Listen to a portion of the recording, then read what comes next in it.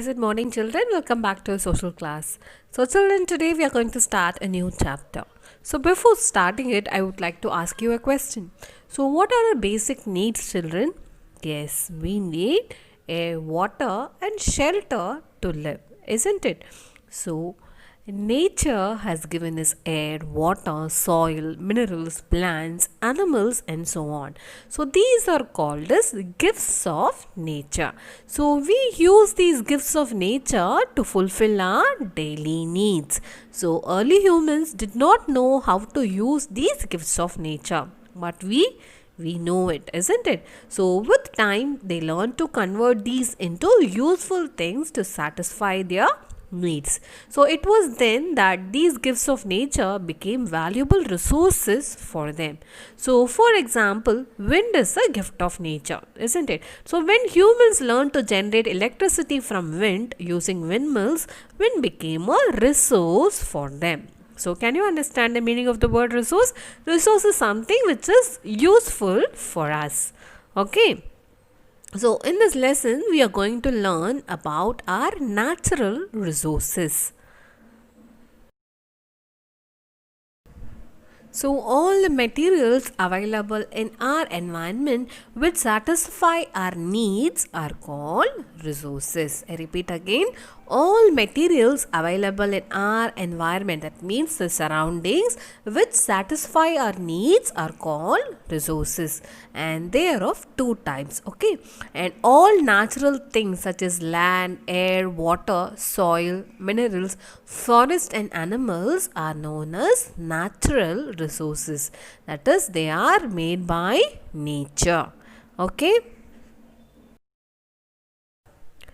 So next one is human made resources. So the things made by humans using natural resources are called human made resources. Example, buildings, roads, machines and electricity.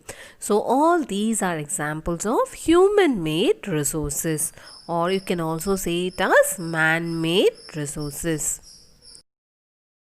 So next we are going to discuss about the types of natural resources. So natural resources are of two types, exhaustible and inexhaustible. So what do you mean by exhaustible resource? So some natural resources such as metals like iron, copper, aluminium and fuels, that is coal, petroleum and natural gas, are available only in a limited quantity. So once we use up these resources, we cannot create any more of them. So such resources are called exhaustible resources.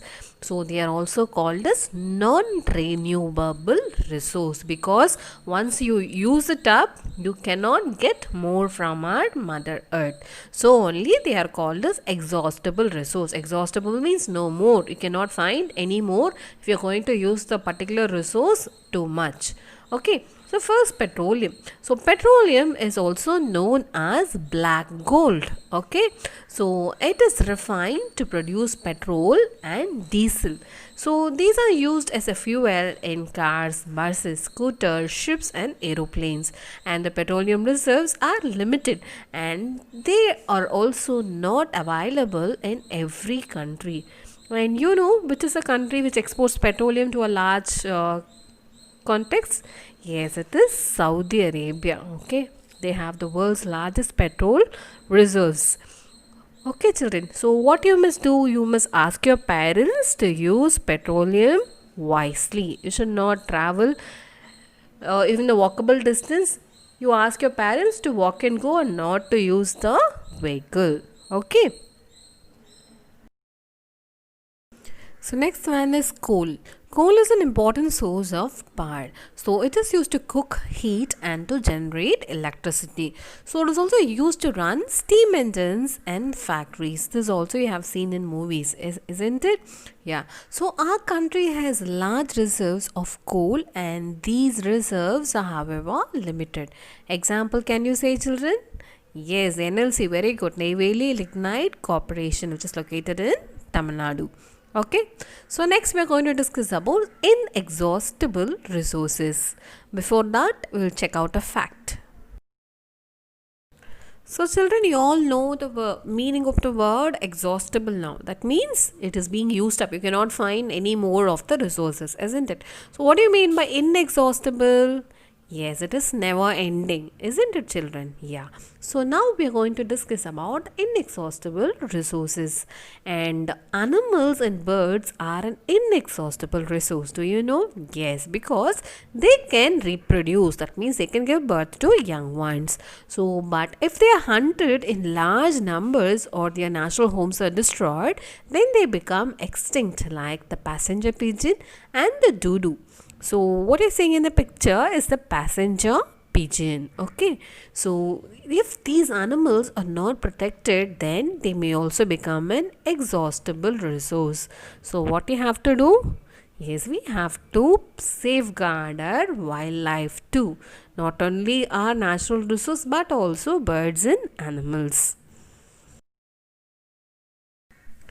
So some natural resources, as I told you, they did not get exhausted. So they are called as what? Very good. They are inexhaustible resource. So solar energy, air, water, plants and animals are a few examples of inexhaustible resources, and they can be renewed.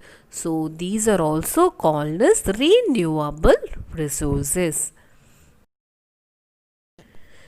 So what is called as solar energy, children?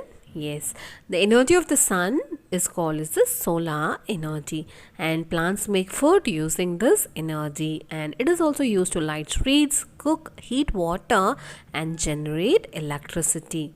Okay, so the energy we get from the sun is called, yes, it is solar energy. So next we are going to discuss about air and water. So air is an important natural resource, and all living things need air to live, and wind is used to generate electricity. Okay. Next about water. So water is needed for drinking, washing, cooking, growing crops and many other purposes. And can we live without air and water? Definitely not, isn't it?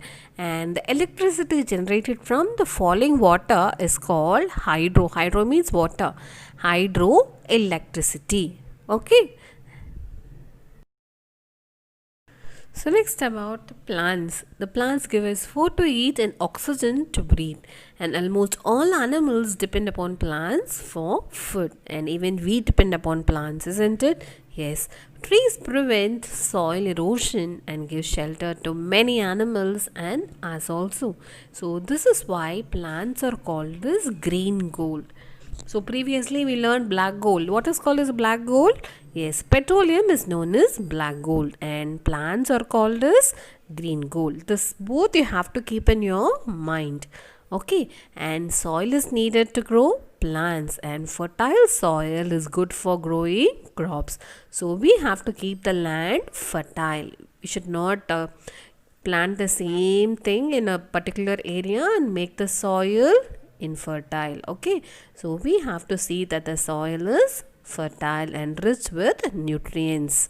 So what we have to use? We have to use only natural manure or fertilizers. So next one is conservation. That means saving our natural resource. How can we do it? So we must use natural resources very carefully so that they last long.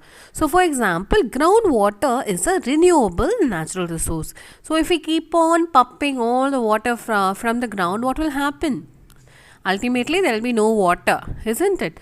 And only when we have the important source of water, what is important source of water? Rain. We'll be able to get raise in the groundwater level. So for that what you have to do? You have to plant more number of trees. Okay children. So what are the ways to conserve the natural resources? We must not pollute air, water and soil. And we must plant, as I said, more number of trees. And we must not hunt wild animals or birds. And we must save electricity. And we must develop other sources of energy like the solar energy and everything. So, in small issues, you can really do it. As small kids, you can ask your parents or you yourself can switch off the lights when not in use. You can off the taps when not in use. like that small things you can do to conserve our resources. So, children, what are the topics we have discussed today?